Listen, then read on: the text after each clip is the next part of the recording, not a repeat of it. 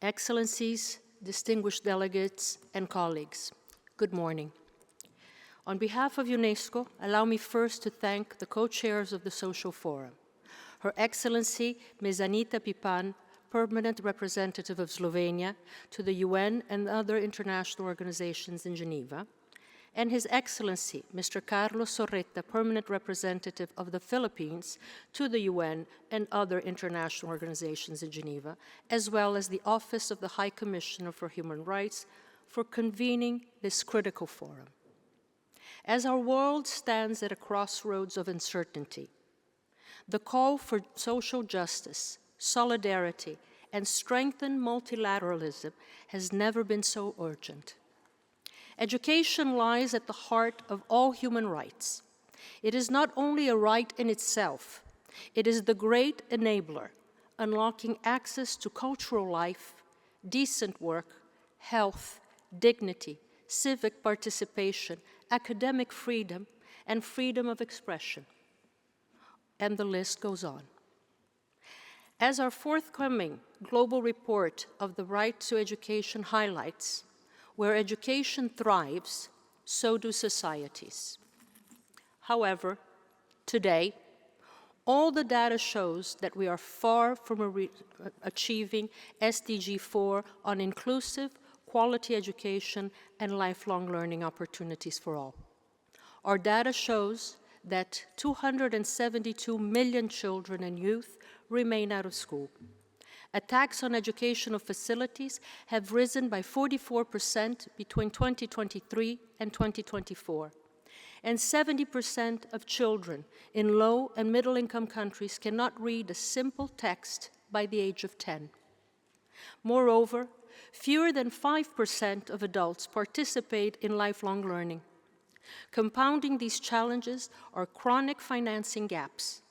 In 50 countries, debt repayments now exceed educational spending, eroding the very foundation of this right. We are missing 44 million teachers so as to achieve SDG 4. These are not mere statistics. They are a call for action. At UNESCO, we view education through the lens of lifelong learning, a continuing of learning from early childhood to adulthood across all spaces of life. This vision, reaffirmed by our Futures of Education report, calls for a new social contract that recognizes education as a public common good. This is echoed in the Sevilla Commitment and the Santiago SDG High-Level Steering Committee meeting, which reaffirmed that investing in education is investing in peace, sustainability, and human rights. Without education, no other right can be realized.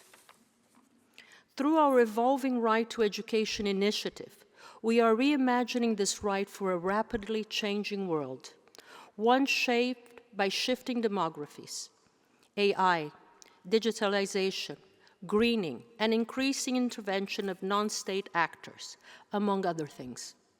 A recent report, AI and Education, Protecting the Rights of Learners, reminds us that technology must serve, not substitute, human development.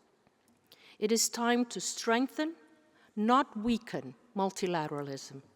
Together we must act to uphold the fundamental principles of justice, peace, and human dignity on which our shared future depends. In the realm of education, this commitment is reflected across three key areas: political, normative, and networks. Political, through mechanisms such as the SDG 4 High-Level Steering Committee, this forum, and the upcoming Social Summit in Doha. Normative, by advancing the evolving rights to education and engaging in discussions around the Convention on the Rights of the Child. Networks, via, for instance, UNESCO's chairs and UniTwin networks, as well as civil society groups and other stakeholders actively acting on the right to education. Because ultimately, education is where all human rights meet. It nurtures the mind to think freely, the voice to speak boldly, and the will to act justly. It is the foundation upon which equality, dignity, and freedom stand. When education is denied, every other right is weakened. When it flourishes, the full spectrum of human rights can be realized. Let me end by highlighting two key moments to note. First, our joint site event today from 1 to 3 in room 7, where we will launch 2 special issues in Frontiers in Education et l'Éducation en Débat journal, which offers reflections on how to renew the normative framework on the right to education through life.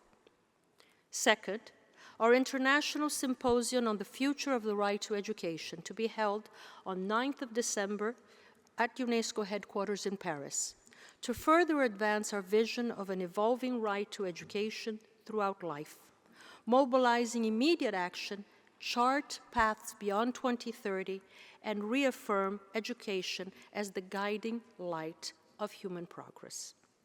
I thank you, and I wish us all a very fruitful forum.